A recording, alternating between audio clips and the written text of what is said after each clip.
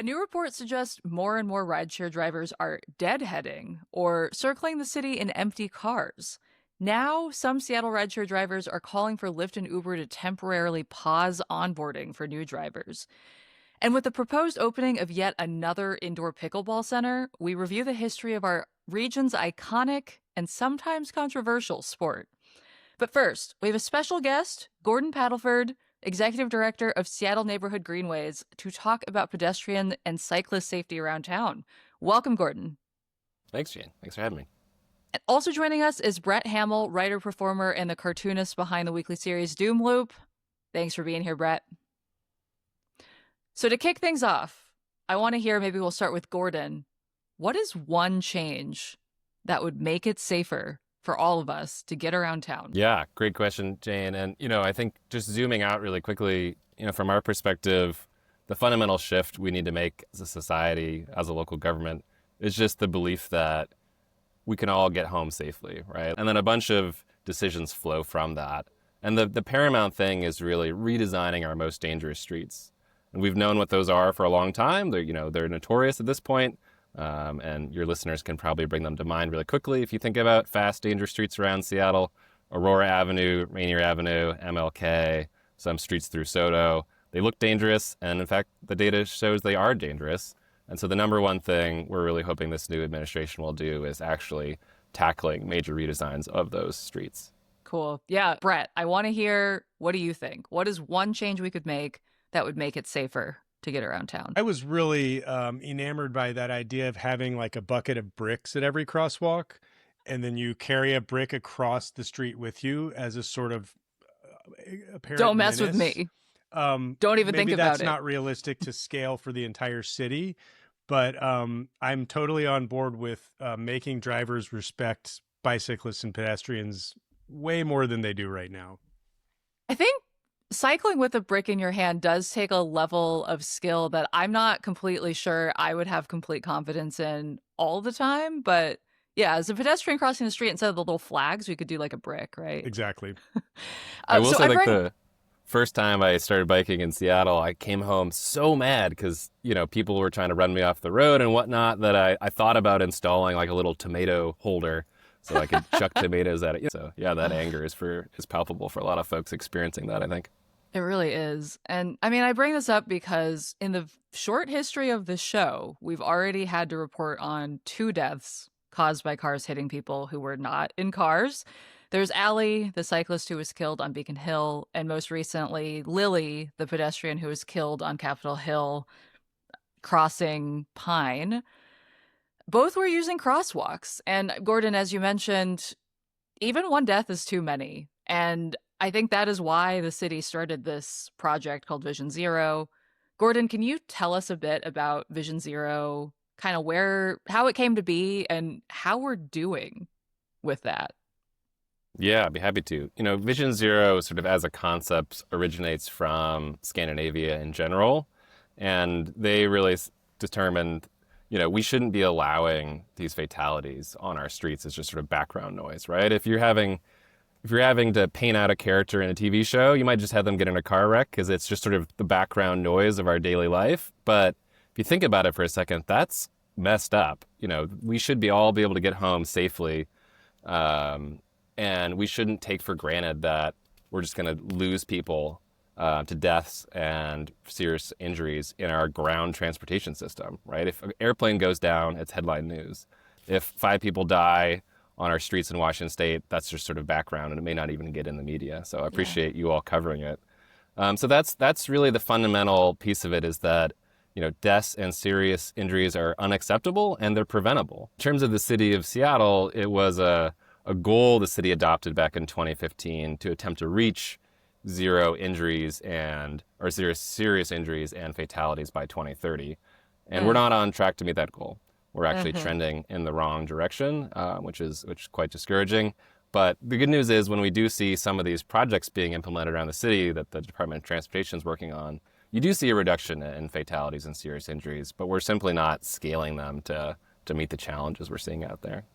So it's been about a decade since the city adopted this admittedly pretty ambitious goal of 0 deaths in 2030. Brett, I'm really curious to hear from you. Over the last decade, do you feel like your experience of getting around town has changed? It's gotten worse on every front, I would say. Not to be a doom and gloomer, but for starters, in the past decade, I've moved down to near the Rainier corridor, so which is just a horrifying carnival of dangerous stuff going on every day.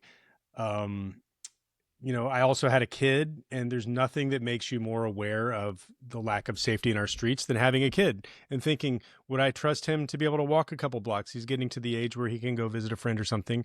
There's certain thoroughfares you wouldn't want them to get near. And then, of course, with COVID, the social dislocation and isolation of COVID, I think somehow, although you wouldn't think it would be possible, made Seattle drivers worse. So it's just this whole big ball of things. I understand why folks like Gordon are kind of in red alert right now, especially with these high profile pedestrian hit and runs and such. It just seems to keep getting worse. I'm waiting for some sort of turnaround, or what is the dynamic that's going to change this? And I only see folks like Gordon that are doing that kind of work that are trying to turn it around. Yeah, Gordon, I know that Seattle Neighborhood Greenways has advocated for some pretty major changes that people around town have probably noticed, but not necessarily identified as the work of an advocacy organization. Can you shout out some of those changes? Like the one that comes to mind for me, I believe you all were the main advocates behind putting a bicycle loop around Green Lake. Is that right?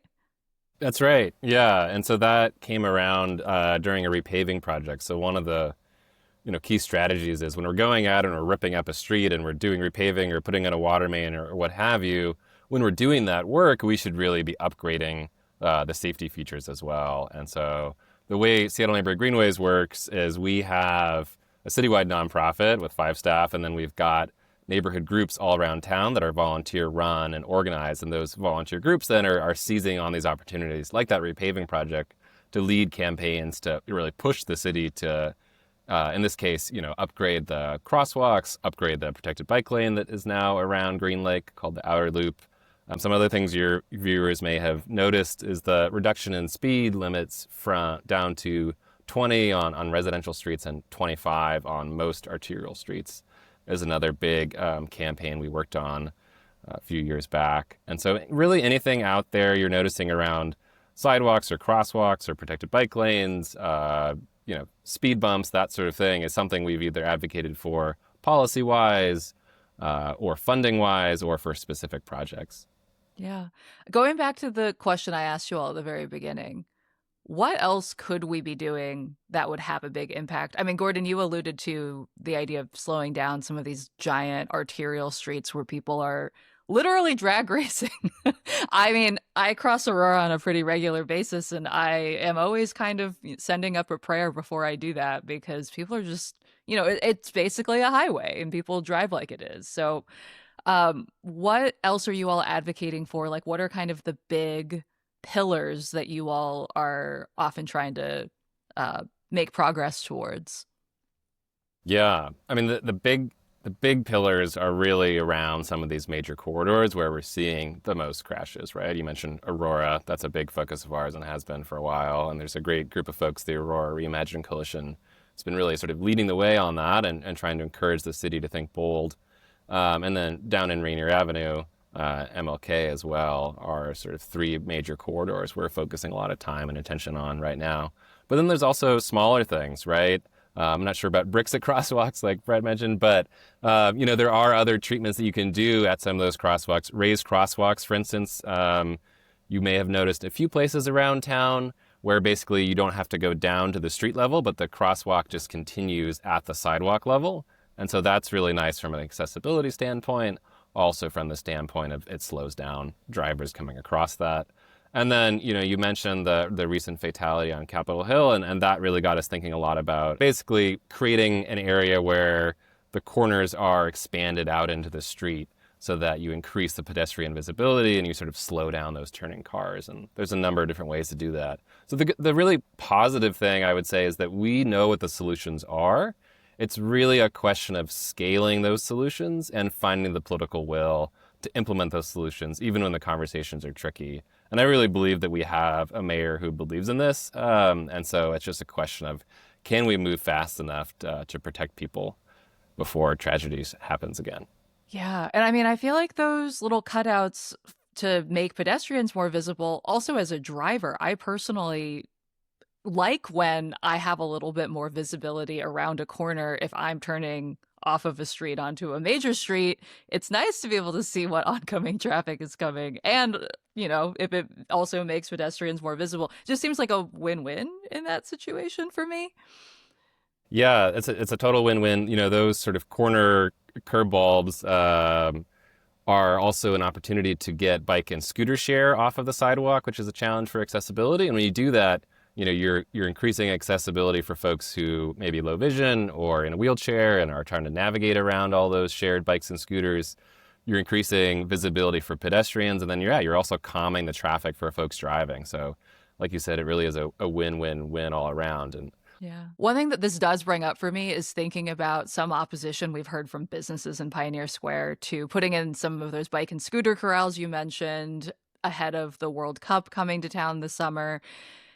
I've heard this a lot from businesses. I feel like often whenever there is a cyclist or pedestrian improvement, sometimes businesses raise concerns that this is going to affect their ability to either, have parking in front of their business. I remember this also came up when there was discussion about putting in a bike lane on Northeast 35th Avenue up in North Seattle.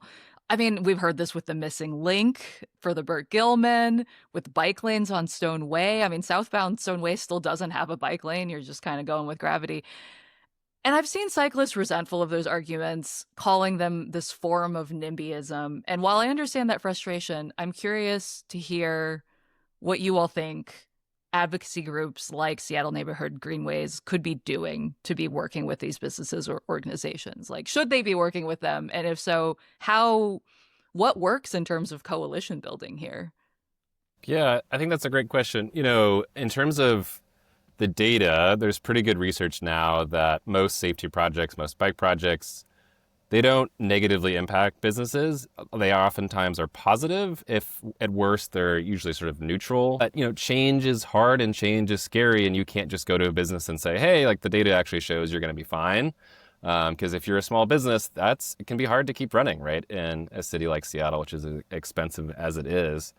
And so in terms of strategy, in terms of advocacy, what we found to be really effective is just going out and listening.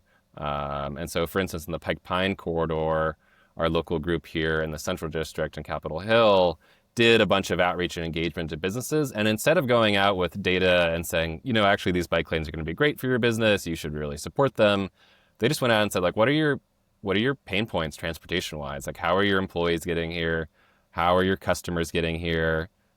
Just trying to have a conversation as the first point of contact often helps sort of de-escalate some of those conversations. It's hard to tell someone something that goes against their personal experience in that. And then I would also say there are instances where I don't think we should be allowing sort of neighborhood concerns to veto safety projects, right? Like, we don't allow neighborhood concerns to dictate how we have a safe sewer system, a water delivery system, how we have a safe electrical delivery system. And so, we shouldn't be giving folks a veto on basic ground transportation safety just because there are concerns. There are instances where we really need to work through those impacts and figure out how to try and make a win-win for everyone. My favorite example is actually in the CID, 12th Avenue. Folks may know there is a bike lane now that gets you basically from King Street up to the Jose Rizal Bridge on Beacon Hill, and it's just been extended last year all the way up to Beacon Hill Town Center. And when SDOT was going out and doing research, one of the markets there on 12th Avenue had their warehouse kitty corner to where their retail is. And they were saying, like, we're really concerned about this bike lane because we need to get our forklifts from this warehouse to our store. And so SDOT actually designed the bike lane to be compatible with forklifts. Oh. Right. And so you can drive the forklift in the bike lane. You got to wait for the forklifts occasionally if you're biking through there, but that's fine, right? Like, that'll happen occasionally. But that's an example of figuring out, like, what are the real impacts this would have? Like, we don't want to be limiting the opportunities for business to do that sort of essential load and unloading. Brett, what do you want to see here? I like Gordon's idea of treating it like we would treat public utilities or other points of liability. Watching the whole 35th Avenue Northeast bike lane fiasco was truly shocking to me, and kind of radicalizing too, to watch, just as, a very small handful of NIMBYs, with professionally printed signs demanding the shutdown of what, for all intents and purposes, makes sense on every level. Then they ended up having to divert the bike lane to make it less safe for bikers. So, I mean, probably Gordon is too diplomatic to say this, but it is a war. This is a war of safety, that is being, perpetrated on whose behalf? So it seems like we have a mayor now that is at least sympathetic to the biker pedestrian mindset. Because it is, it is in many ways a zero-sum game. Who gets safety for who, I will never forget riding my bike up 35th Ave one day just because I needed to get somewhere, and that was the quickest way, and seeing people protesting and realizing that they were protesting a bike lane. Oof. Well, let's take a break, and when we come back, we'll talk about the increase in deadheading among Lyft and Uber drivers. Sadly, no, that is not listening to the Grateful Dead while driving around town, but we'll learn what that actually does mean when we come back. Gordon, thank you so much for joining us. Thanks for having me. We are back with Brett and our creative producer, Sam J. Leeds. Hi, Sam. Hi, Jane. Hi, Brett.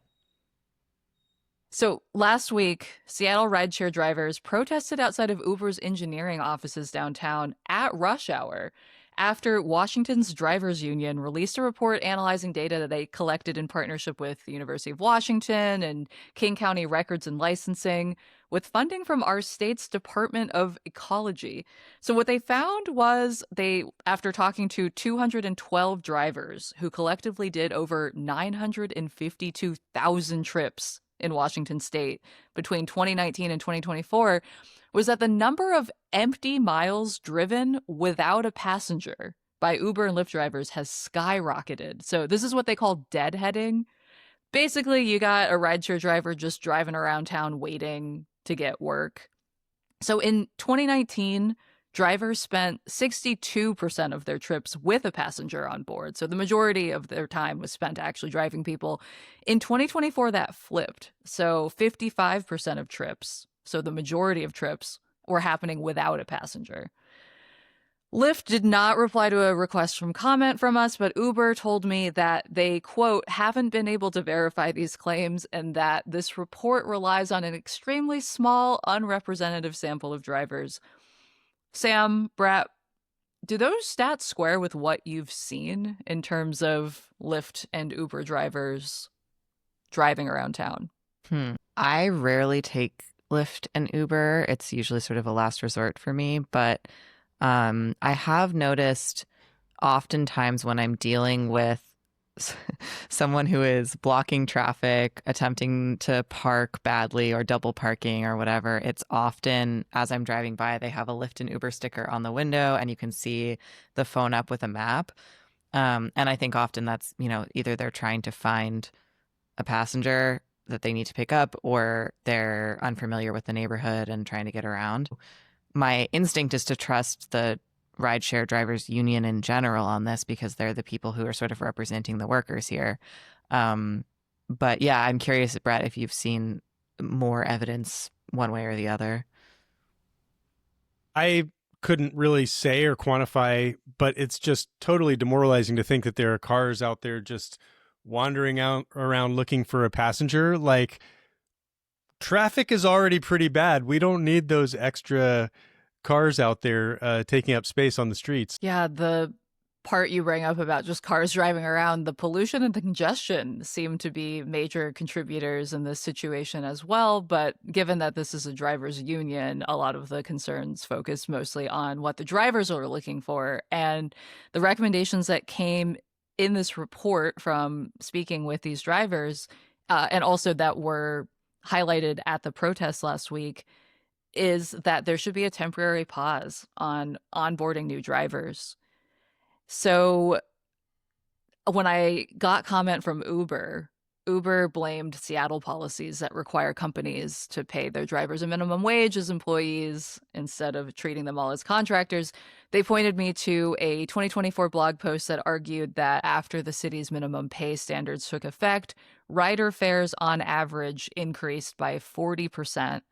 And as prices went up, trip demand also declined. And with fewer trips overall, drivers just see less consistent business. They also pointed to the fact that Seattle now has the highest rideshare prices in the country and that those higher prices affect everyone. I mean, Sam, you already answered this. Whether you're taking Lyft or Uber, you say no. Is cost a factor in that for you? Absolutely. I, I moved to Seattle for undergrad, and Uber and Lyft didn't exist then, so we were taking the bus. Light rail didn't even go to Capitol Hill yet, so it was a very different Seattle way back at the time. when. Yeah. And then when Lyft and Uber first came to the city, I mean, it was being subsidized by the venture capital funds that made it possible, and so the prices were incredibly low, and it was so easy to get around. You just call a ride, and it would be $10, $15.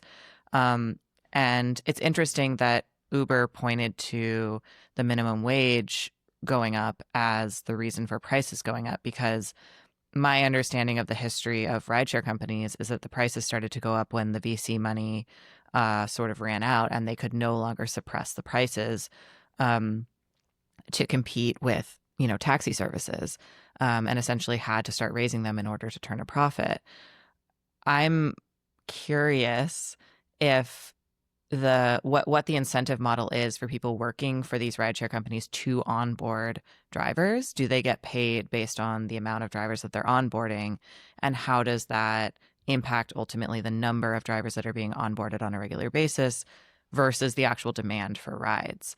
I say that for a couple of reasons. One is that I anecdotally, I've talked to friends who, when light rail is not running, have started taking taxis from the airport rather than rideshares because they're actually less expensive now. Yes. The other thing I'm thinking about is the medallion system that used to exist, or I guess still does in some places, for taxi drivers, which essentially limited the number of taxi drivers that were licensed to be operating their business so that the amount of demand and the amount of supply were more in line with each other. I'm wondering if we're going to see Uber and Lyft ultimately have to adopt a similar model. This reminds me of when Lyft introduced the Lyft pool, where they were like, we'll stop at like 4 or 5 different locations and pick people up and drop them off. And everyone's like, congratulations, you reinvented the public bus. And I wonder if, looking back in 10 or 20 years, if that is the direction that this all goes in, we'll be like, wow, it's just a different taxi service, just less regulated for many years. Right, which is sort of what's happened with streaming services too, where they're starting to package them together the way that you would buy cable. Everything old is new again. But slightly worse. Brett, what about you? Are you taking Lyft or Uber, and is cost a factor in that decision? I almost never use Lyft or Uber unless I'm in another city or, out of town. But just hearing Sam talk about it, yeah, remember cabs? Weren't those rad? You just called a number and a dispatcher sent them to your thing. You didn't actually need an app that was also conducting, surveillance on your other web activities and such.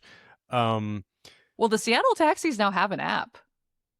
I wouldn't use it. In case you want to be surveilled by that, I wouldn't Brett. use it. I want to call. I actually want to get out my boop, boop landline and go beep, beep, or maybe even dial it. Yeah, you want to talk to a dispatcher who's like, what intersection are you at? I want someone that's chomping on a soggy cigar, right? That's going to send a guy who knows every street in Seattle like the back of their hand, to drive me, because it's also, let's be honest, sometimes you get an Uber and Lyft driver where you're like, you're going like the incredibly longest possible way. You didn't have that with like experienced cab drivers. So, I mean, I want to go back to analog world again. And every time we discuss something like this, that's not getting into the fact that if you can't make a living wage doing it, why are we allowing it when there's other models that work for decades and decades? And also the fact that these rideshare companies have rolled out this, like, they algorithmically determine which drivers need the money the most and are most hungry to pick up the most rides, versus if a driver is selective about the rides they will pick up, they start to lose access to more lucrative rides. So like, I try not to be a part of the exploitation that's happening to these poor folk, but it's getting harder and harder to extricate yourself from that. Yeah. And I mean, at the same time, though, a lot of folks are trying to get onboarded as Lyft and Uber drivers as people are losing their jobs. Like, I know for a lot of folks, it has become a stopgap way to make some money pretty quickly without a huge kind of onerous onboarding process. It's so tricky to know what the right balance is there, though, right? In terms of how many people get to drive for them and how does that dilute the existing pool of people who are working. It seems like we're just heading into 10 years into having rideshare available. These questions of growth and scale, these companies now have to contend with, instead of just constant growth, which is what it felt like at the beginning. Constant growth where people were using the service so much because it was partly subsidized by that VC funding. And now it seems like the bill has become due a bit. So the last thing I wanted to touch on here, I know Waymo is working here now. As far as I understand it, we would need to be able to change state law in order for autonomous vehicles to operate here. So at this point, they're driving around. It seems like they're gathering training data from, as far as we can tell. I don't think they're just here for fun, though, right? Like, in the long term, it seems like they are likely to try and move in and have autonomous vehicles driving around in addition to these other rideshare services. Is that a solution to all of this, or is it just adding to the problem? The ultimate problem is, can we trust the titans of late capitalism to deploy a technology in a way that's not, like, excessively exploitative and leaves us worse off than before? And the answer to that now, for me and my analysis of the world, is a resounding no. Of course we can't. AI has some great applications. Rideshare, of course, it makes total sense, but we can't trust the people who are in charge now to deploy it in a way that's humane and would work in a living city with living organisms in it. I think, in a theoretical world where, drivers don't need the money and don't need to be a part of a rideshare company, having a car that was able to drive around, kind of constantly and pick people up and not actually need to park, and maybe could be an electric vehicle, like, that sounds great to me. But I think in practice, we're just not there. First of all, like, people need the gig economy right now. And second of all, this is sort of a horrific example, but with the mass shooting that happened in Austin most recently, there was a Waymo that was in the road that couldn't seem to figure out how to navigate in a way to let emergency drivers through. And so it delayed police and ambulance from getting to the scene where the shooting had happened. And there's video of it literally kind of like perpendicular across, multiple lanes of traffic. So I wish Waymo was the solution, because I love, a theoretical world where cars need less parking and people can get around on demand. That sounds great. Yeah, it seems like there's a lot else that needs to be fixed before that will become the one and only solution that we need. Mm-hmm. All right, let's take a break. And when we come back, we'll talk about another big controversy in our region, pickleball. Dun, dun, dun. The old Joann's in Ballard, RIP, by the way, that Joann's has provided me many a good craft project over the years, is becoming a 5-court pickleball facility. And I feel like pickleball really has blown up over the last decade in particular. I am curious to know, Brett, have you played pickleball? I have. We got a pickleball set, just a budget pickleball set for my kid because he expressed an interest in trying to play it. And we played a couple rounds and it's fun. I mean, I'm an old school ping pong guy, so same vibe. Yeah, I'm all for it. I think it's fun and it's really kind of silly until you watch someone who's really good at it and you realize that there's like an incredible, difference between a casual pickleball player and a killer. The one time that I've played pickleball, I played against a couple of older women. And I'm not going to lie, I definitely went in feeling a little bit cocky. I was like, oh, like how hard could it be? Turns out really hard. I could not figure out the serving. Sam, have you played pickleball? I have not.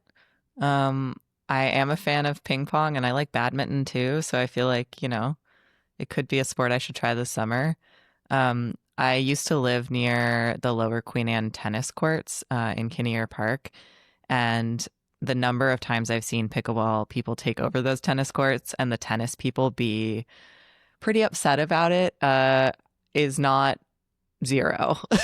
So... Yeah. One of my questions for you all was going to be, what have you heard about pickleball in your community? I think that the people that are angry about pickleball are some of the most unintentionally hilarious people out there. I understand the tennis thing. So at my local court here on the South End, they have one court that's like for tennis, and then the other one has been divided and it's for pickleball. And it goes through various permutations, but people seem to get along okay. We love to see it. The people that are angry about pickleball noise are noise pollution, Brett, is what they call it. Noise pollution. Wait, this is a thing? This is a thing. Oh, yes. Oh, they're defiling. People are literally fighting tooth and nail to prevent further pickleball expansion.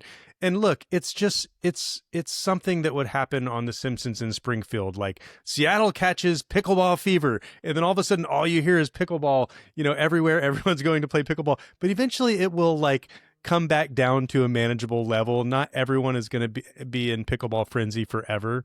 So just let the people have their fun.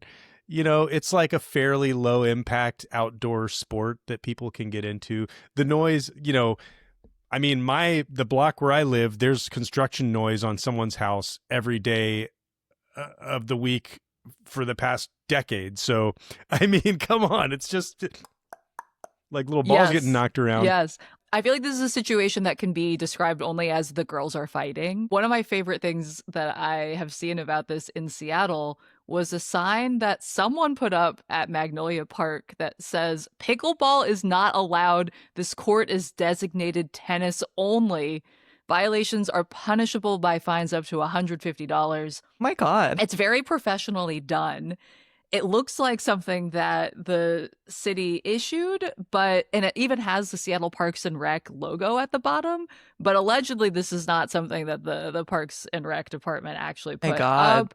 I've seen petitions trying to get rid of pickleball on tennis courts by saying that the sound of the wiffle ball is 85 decibels, which is the sound of a plane taking off. And while I do feel for neighbors who might have to listen to that little ping, ping, ping all day, it's pretty different from listening to a plane taking off. It's a different kind of annoying. I love this for all of them. I love this for the tennis players and the pickleball players. Let's get some drama going with the racket sports. I just think. So I wanted to know, did you all know that pickleball is from here? I have heard such rumors. And it became our official state sport in 2022. Did you know that? I did not know that. Did you know that, Brett? No, it's perfect though. Okay, how much do you know about the history of pickleball? I know that it started as a way for geriatric patients to have rehab, to have physical activity. So I just know that it started as a sport for old people. At least that's what I heard. Okay. I heard that it started on Bainbridge Island. Is that right? That is correct. It's funny that what you said, Brett, because in my mind, pickleball for me is associated with people hurting their knees constantly. So many people I know in their 30s have had like ACL tears from like a pickleball accident. And that is part of why I was reticent to try it for a while. I was like, tennis seems bad enough in terms of messing up your legs, but pickleball. So pickleball was started, you're correct, Sam, on Bainbridge Island in 1965 by former Lieutenant Governor and Congressman Joel Pritchard. So he and a few friends just made it up. Like they wanted to play badminton, but no one could find the shuttlecock. So they just started experimenting with using different rackets and balls, and pickleball was born. I think physical activity is good in general, especially for our elderly comrades. So I think that it's great. And also, tennis is very upper crust coated. Just I don't think it'll ever lose that sort of blue blood vibe. So I like that pickleball is kind of the scrappier, funkier, like despised cousin of tennis. I just like any sort of inter-sport rivalry, basically. Brett, are you saying that pickleball is punk? No, I'm not going to go that far. Absolutely not. Well, I was going to say, I feel like I'm still wrapping my head around what the pickleball vibes are and also if that's changing. Because I've noticed that there have been a few of these new or relatively new pickleball indoor courts. And it feels a little bit different than, like showing up at the park and commandeering the tennis courts to turn them into pickleball courts. So Picklewood in Soto launched, I think, fairly recently because Picklewood is what it's called. I noticed it only because it seemed like they had a big influencer campaign. I feel like all of a sudden my TikTok feed was flooded with cute girlies going to Picklewood and talking about it in the influencer-y way. And I looked at their website. They serve food and drink from Ethan Stowell, and all of it looks very Wes Anderson. Is the only way I can describe it. It's very pleasing to the eye in a ordered twee. Yes, that's a great way of putting it. Thank you, Brett. I know that there are also other indoor pickleball facilities. Like there's Side Out Tsunami in Mount Baker. There's Urban Pickleball downtown. So each of these might have a different vibe, but that is the Picklewood is definitely the place that I've seen the most advertising from, and it does feel kind of akin to the same vibes as tennis in my mind. I like that it has its own style. I think really what we need to do is bring back racquetball. I used to play that as a teenager, and it is a very high impact, wild sport. You're wailing this rubber ball at this concrete wall, and let's take it. Let's turn it up a notch. Speaking of fancy sports, I played lacrosse in high school, and that rubber ball was horrifying. Like I've seen many a girl get not just a black eye, like a rainbow eye for like weeks at a time. So racquetball, the idea of racquetball kind of scares me, but that is more punk, I suppose. Or is it? I don't know. It seems like only rich guys play racquetball. I think anything associated with a racket is still going to be upper crust coated. Yes. I feel like somebody needs to create like a XY axis with upper crust white something on this side and I don't know, fratty broiness on this side, and then place all of these different ball sports accordingly. But then what do you do with frisbee golf? It's pretty low on both of those. Disc golf axes. Is a working class solidly. As someone who somehow... I think of that as a fratty thing. It's more of a stoner thing. It's on the stoner axis rather than the frat axis. It's closer to the sort of live action role play end of the spectrum. I feel they could both be doing the same thing on the course. You could have some LARPers over here, some disc golfers over here, and there would be harmony there. Yes. Here's my proposal, Sam. You need to be the change you want to see in the world. You make that for CityCast Seattle. You put it online, and I am sure people will have opinions about it. People will be fighting me in the comments. I will be rightly scared, I think. All right. Well, listeners, if you play pickleball and you have thoughts on, I don't know, the best pickleball facility, shoot us an email. Or tell me what the vibes are, because I feel like I'm still very much figuring out what they are. And we'll be interested to see what happens with this Ballard pickleball facility. That's all for today here at CityCast Seattle. Brett Hamil, thank you so much for joining us. Thank you. And Sam J. Leeds, make that diagram that you're talking about, please, so we can figure out which sport is broiest versus upper crust. All right. You got to weigh in on it with me, though, Jane. Okay. Done. I'm your host, Jane Sihu. Until next time, see ya, Seattle.